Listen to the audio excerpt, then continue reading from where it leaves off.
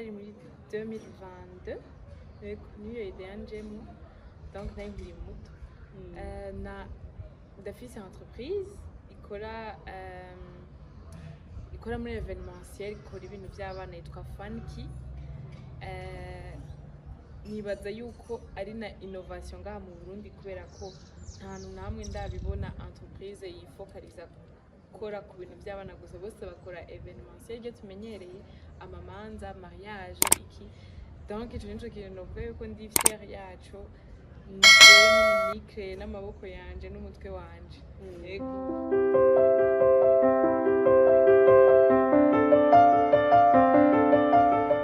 Bakunzi ba Axia Vibes TV, iteka ryawe, iteka ryanje, iteka ryacu, kwemera kubyara ubuzima. Ndabaramukije mwese aho muherereye, ndabaha ikaze muri kino kiganiro. Akaba ari ikiganiro kiri mu rukurikirane rw'ibiganiro by'ugwaruka kubu keza kazoza k'iteka. Ugwaruka turakwiye gushira hamwe ivyiyumviro byacu, turakwiye kuja hamwe kugira ngo dushigikirane, kubera ni twebwe kazoza k'igihugu, ni twebwe kazoza k'isi.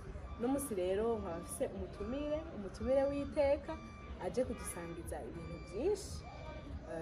Reka ndamuhe akanya atwidondore yongere aramutse abakunzi bacu. Ndaramukije abakunzi bose ba Axia TV. Izina ryanje ni Kezimana Ange Bernice, nkaba ndi umukobwa mfise imyaka 20, nkaba nsanzwe ndi umunyeshuri wo muri kaminuza, mugabo nkaba nsanzwe nkora n'utundi tuntu twinshi.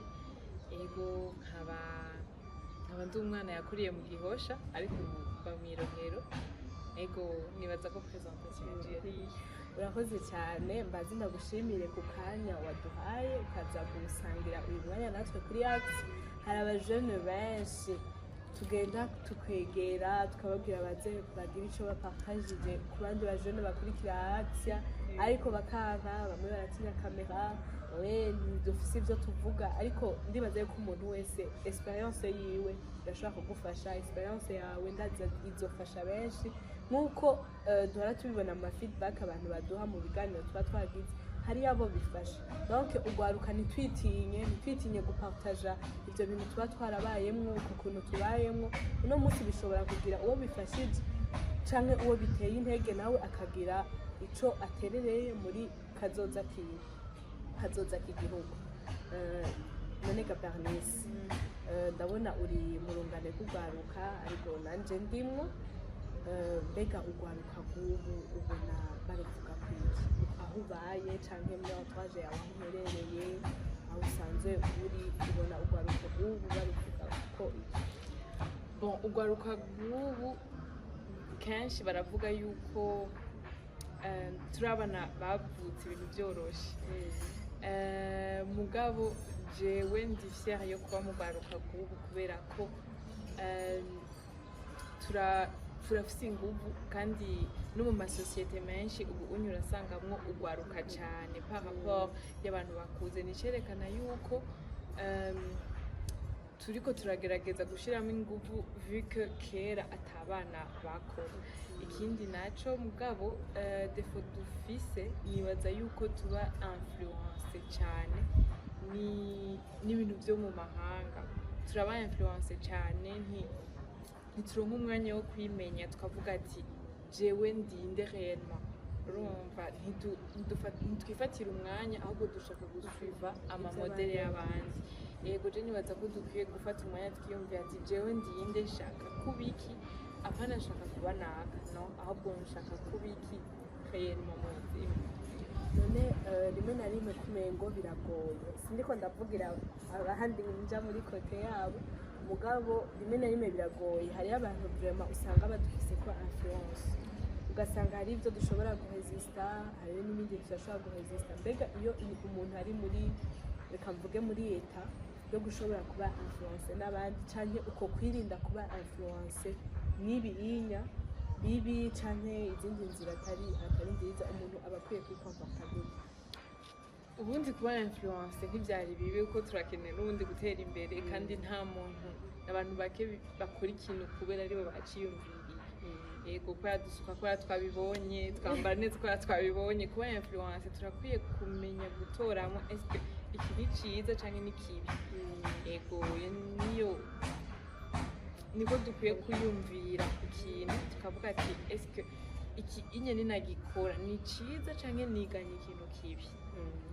none Bernice wewe uno munsi woba uri fier yo kuba uri umurundi kuba uri umujene w'umurundi plus spécialement ukaba uri umurundikazi?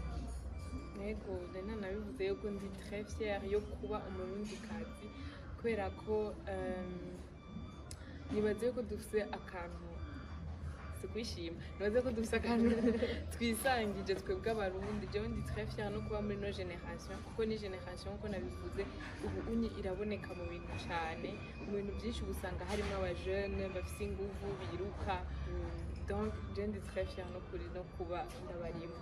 none wewe nta vyiyumviro ugira nk'abandi? hari abandi bashuha kuja hanze kandi muri bo tukabona benshi baragenda bavuga ati ngiye kugira nige canke kugira nkore hama nzogaruke guteza igihugu imbere, ariko yamara bakubwira bivanye n'ingene baba babonye ubuzima hariya bakaca bagumayo canke iki. wowe ivyo vyiyumviro ntavyo uhora ugira?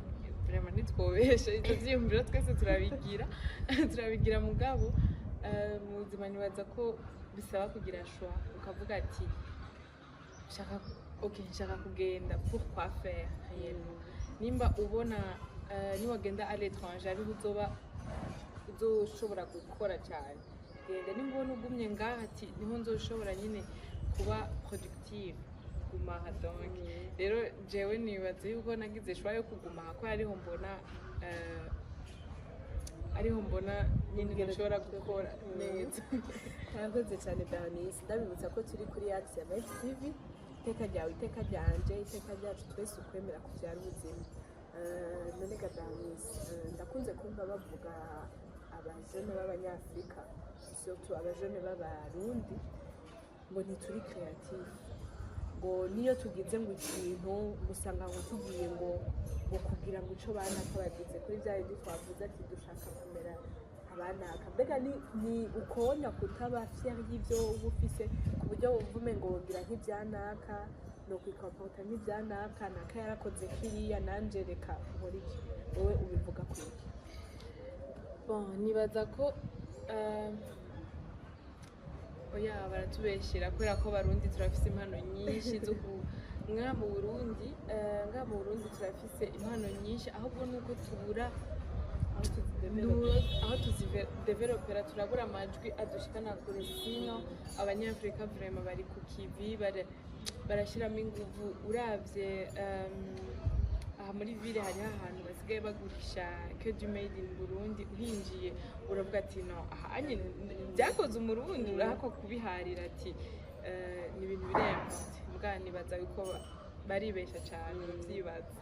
Je nibaza yuko osi n'abantu benshi bafatira, sinzi ko bafatira en general, umwe wese nibaza yuko afatira aho ahabaye, kuko nanje je suis du même avis nawe, kubera yuko uko vyoba biri kose ego sevre hariho abajene badakora, hariho abajene nyene ndazi bagira ivyo vyose tuvuze, mugabo bose hariho abajene bakora.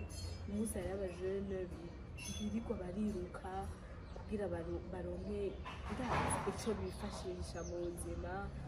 ubunya turabibona na bijya bavuga ngo abana bibujumbura ngo barafina iki, mugabo nabo nyene asigaye ari abakozi, kubera yuko c'est une façon aussi yo kumva woba fier y'uwawe, ufise ikintu ugira, ufise ikintu uri kuriteza imbere, ko twavuze yuko kazoza tugategura ubundi.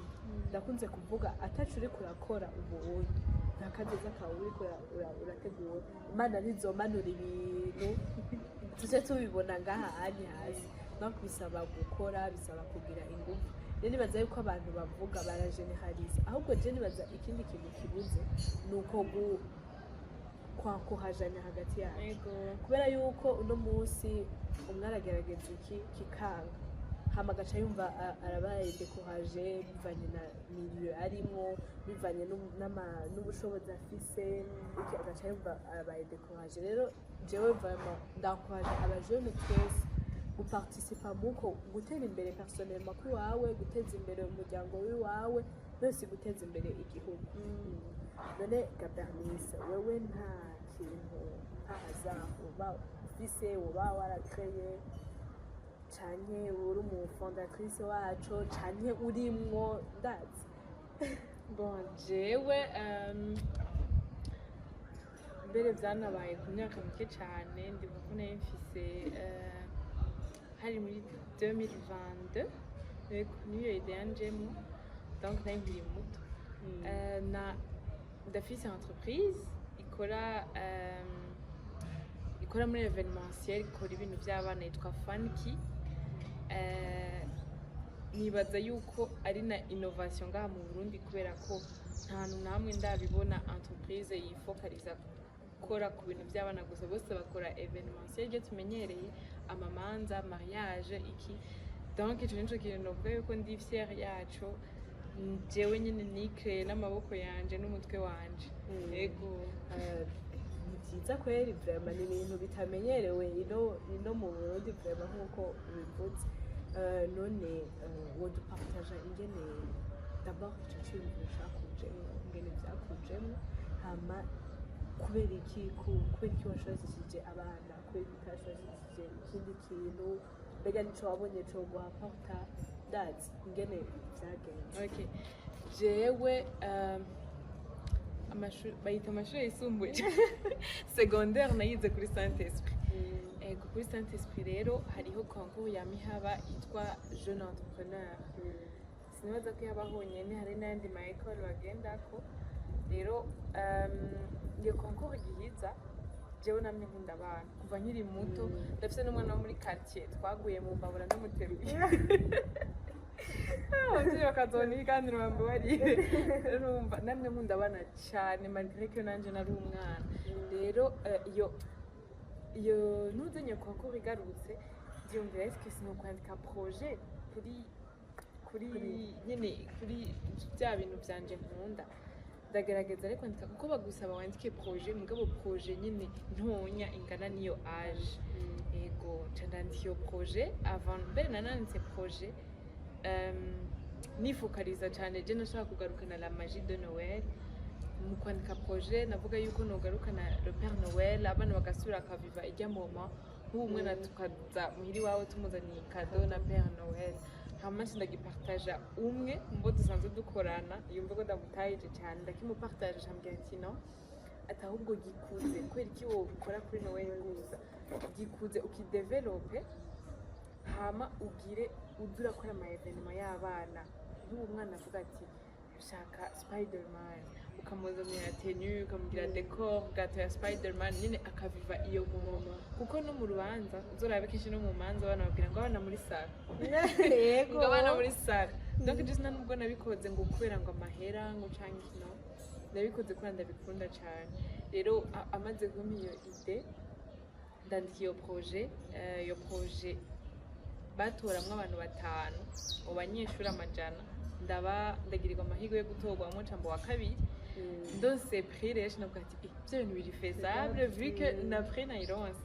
Rero mpejeje no aho hari muri 2022 nandika iyo projet, hama muri 2023 ca ndabishira mu ngiro. Ndatangura niho nakoze anniversaire ya mbere, ndabona ngene umwana aryohewe kuko umwana yanayigira kuri Noël. Ndabona nyine ndavuga ati wow, ca kintu kirazana la joie mu bana no mu bavyeyi, kuko n'umuvyeyi aba ari émerveillé. Rero à part n'ivyo turorganiza n'amafete yacu nyene, amafete yacu tukabinvita abana bakaza nyene kuviva, novuga gute ni monde magique kuri bo, kubera ko turamanuka kuri niveau yabo bakumva ko bafise agaciro. À part ça si ivyo gusa baranahakura n'inyigisho zimwe turagenda tubigishije utuntu duke ku ndero y'abarundi, kuri kahise k'Uburundi, ku mico y'abarundi. Ego novuga ko ari ivyo. Ndumva ni ibintu biri intéressant cyane. En tout cas jewe ntaho nabi bwabyumve nabibonye kwa Bernice gusa. None ga Bernice, turabizi yuko kenshi mu ntango y'ibintu vyama bigoye. Bon, hari abantu deja kwanza baba baturaba nk'abasazi. Uyu muntu arakomeye rero ati ntafise icyo akora, amahera yiwe ntafise ngo icyo yakoza iki. mu ntango ibintu byaba bigoye, turafise abantu badushyigikira seve, turafise abaduca intege kuko si bose baba bashaka iterambere ryacu. Ibintu nk'uko nabivuze ubwa mbere birashobora kwanka mu mwanya wa mbere. Mbega wewe ufate nko kwiyo anniversaire ya mbere wagize byagenze gute, uko wabishaka, fikise washaka, iyo wategereje ko nayahe na defe wahuye nayo? Okay, maze gutangura nababwiye yuko hari uwamfashije muri projet budukorana turi batatu, donc si umwe ni babiri ni babiri. Baramfashije cyane, baranyakuhaza cyane, baranduza, barambwira ati urashoboye kandi uzobishobora. Ni naco gituma mbere twaciye tunakorana kuko twarabyumvikana ko cyane, nabo barakunda cyane kandi kubera baba bumva baba baja muri sense yo kumva iyo yego, baransapotinga cyane. Hama iyo anniversaire ya mbere ahubwo nuvuga yuko yagize réussite cyane gusumba uko nari ndavyibaza, kubera ko nyene byose byarikoze, ndabona nyene Imana yabibayemwo. Ego ahubwo amadefi dukunda kugira nuko kenshi umuvyeyi arabikunda yabibonye ku mayimage, umugabo rero baca batinya facture batinya kurekura amahera, no ushaka keza urakigura, kandi baba babibona vraiment yuko amahera yabo ico agiye gukora. Umugabo nibaza ko ariyo defi dukunda kugira, cyangwa umuntu agukonfye umwana wiwe ati uri sûr ko noguha umwana wanje uko nyene, urumva na confiance iragoye. Mugabo bigoranaho kuri fact menshi barabikunda vraiment bakaduhamagara, ngahageze kubona prix baca bitinya, rero ntibazoze baritinya karibu baryohereza abana babo. Hama none Gabrielise, sinzi yuko uradupartagije amadefi uhura nayo, sinzi yuko kubera ari ibintu tutamenyereye, sinzi ko bari amaconcurrence canke pas amaconcurrence direct uko nyene, kubera yuko ni ibintu by'abana. Mugabo hariyo abantu bakora ibindi bintu evenementiel dusanzwe tumenyereye, ugasanga umuntu avuze ati jewe sinozana uyu wundi agira iby'abana, ikazana wa wundi agira ibya evenementiel byinshi, maybe arazi byinshi kuri we. Wowe ntaho uhora bishika, nta maconcurrence uhora uhura nayo? Bon, apana concurrence nyene komitere, kubera ko nk'uko nabivuze nta na hamwe ngaha anye bihari. Mugabo abantu babura confiance, bakavuga ati gute no kwizera, gute urumva ugitangura, gute no kwizera, gute no guha ibintu byanje, kubera ugitangura utaburaronka aho ushoboye kwishikana, biragoye ko, kubera ko Abarundi nk'uko nabivuze barakunda gukopa. Nakarabigize ukerekana ndabigize, alors que nawe utanyizeye ahubwo mwizere wewe abandi bazokurabire ko bavuga ati uko ndibuka rafa passé ariyo anniversaire nagiyemo, abavyeyi bose barambaza ati warihe wahoraye twe twarakubutse kubera ko ni kwa kuntu abana babahaye kwa yabo, nta mwana n'umwe aza kuza kwiruka mu bantu bakuze, nta mwana n'umwe aza kuza kubagora, nta mwana, byose turabiyokipa kandi abana bagataha baryohewe. N'ubu iyo famille yambwiye ati n'ubu bariko baragureklama ati basi uzofuma aza kubaramutsa. Ego ni ibintu byiza cyane ndabyumva, antuka ni ikintu cyiza cyo kwiteza imbere wewe, cyo guteza imbere urwaruka nk'uko kubokipa, kubera hariyo akantu burema kajya kandi nanjye karahanye, tukiri abana batoya rwose, nawe n'ubu turi abana. Hageze urubanza abana ngo nimuje muri salo cyane, ngo nimuje gukina ngo inyuma, hageze gufungura ngo nimugende hariya na hariya. Nibaza yuko abana bumva bari bisonga aussi spécial, kubera yuko hariyo igihe ariko mu manza ahantu amwana yukomeye ngo ni wa muntu wo hasi mugo rubanza nuwo kuzaga. Mugabo uko nagerageje kubitahura setani yo umwana wese yiyumva akisonga aussi spécial. None Gabrielise, pour le moment utegura ko azoba ari ibintu by'abana gusa cyangwa urategura kwagura projet? Ni ukuri projet yanje igera kure, ndibona ngaha no mu myaka iri imbere dufise nka nka parike d'attraction ngaha mu Burundi kandi izo bivuye muri Funky kandi ndizeye yuko bizoshoboka twe n'ababyeyi tubishizemo ingufu ego en tout cas niyo vision niyo projet ija ego ndagukengurukiye cyane none nta kintu wohanura abajene badukurikirana kuri Axia abajene bose aho bari wa mujene byanka ko atangura wa mujene ashaka kwigana by'abanaka bon en général kugira icyo hanura abajene icyo nubahanura ni uko kumenya amaso turashoboye turi capable turafise ubwenge turafise ingabirano muri twebwe Imana yaduhaye isufi juste yo kurondera muri wewe kandi tureke kuza turacana intege tureke kuza muri twebwe nyine natwe abajene ubonye umwe muri mwebwe ateye imbere tukamubwira ngo jyo ufite ibintu wakoze muri ibyo no twankurajanye nimba ababo kuri Axia afise chaîne ndababwira ati ibiganiro byanyu ni byiza nabo baje baranyankuraje ati ama evenement yawe arakaze kugira ngo twese tugerageze kuduzanya.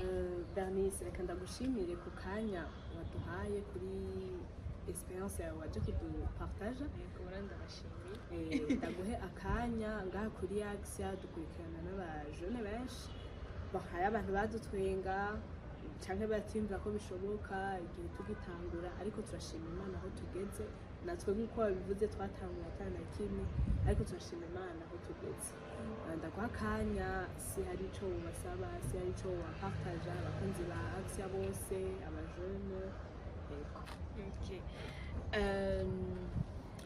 nagomba kwanza mbanze gushimira abavyeyi bose bamaze kutwizera nagomba nshimire abakiriya bose bamaze kudutesta nagomba nshimire equipe yanje nukuri vraiment mudahari sinoba mpari ndakunda support yanyu mumve ko ndabakunda cyane aho muri nagomba nshimire n'abo bantu bose ndabita abantu bo mu makulisi kuko ntibigera babaresa mugabo baramfasha abansengera arabamfasha ibintu biri materiel arabansapotinga kuva au début gushika à la fin mumve ko ndabashimiye cyane hama nagomba nsabe naho abataratwizera mugende murabe page yacu ya Instagram yanditse ko Funky FUNKEY mugende muturabe hama akanumero ni 65 56 79 16 kuba babipfuza kuronka umuco cyane ku byo dukora canke kuba bipfuza kuzoryohera abana babo babive ikintu ki inoubliable abana babo biyumve yuko bafite agaciro mu buzima abana babo biyumve wa muntu bama bavuga mama nshaka Spiderman ntitwemere kuzoguruka ntitwemere kuzoguruka mugabo azoronka tenue aronke gato aronke decor byose bya Spiderman tumukinishe tumwigishe n'ibindi bintu by'Uburundi batazi tumuryohereze umunsi il suffit juste yo kudukontakta kuri ako kanumero tubahaye donc ntimwitinye ngende nshimiye na Axia Vibes ego kuri aka kanya mwaduhaye kuko natwe ni ijwi do plus turonse kuko biratuma natwe badushikana ku yindi ntambwe rero ndabashimire cyane kubona mwaradutumiye merci beaucoup nibaza azobyandika no muri commentaire abantu bazoshaka kumurondera kugira tuze dutezanye imbere abakunzi bose ba Axia muzo partage iyi video abafise abana abajene bafise niese babo duteze imbere Bernice rega zoca duha akazi bien sûr abandabandanya nakoraje abajene bacu twese hamwe kugira ngo dukure amaboko mu muzi dukore kugira ngo twiteze imbere duteze imbere imiryango yacu duteze imbere igihugu duteze imbere isi ibiki kiganiro cyari mu kurikirane rw'ibiganiro by'ugwaruka kubu keza kazoza kiteka karibu no ku bandi bose bajene mu partage ama experience yanyu kugira ngo bifashe ngo abandi bajene yari Ingabire Belle Chancel kumena Kezimana Ange Bernice mwese ego bye bye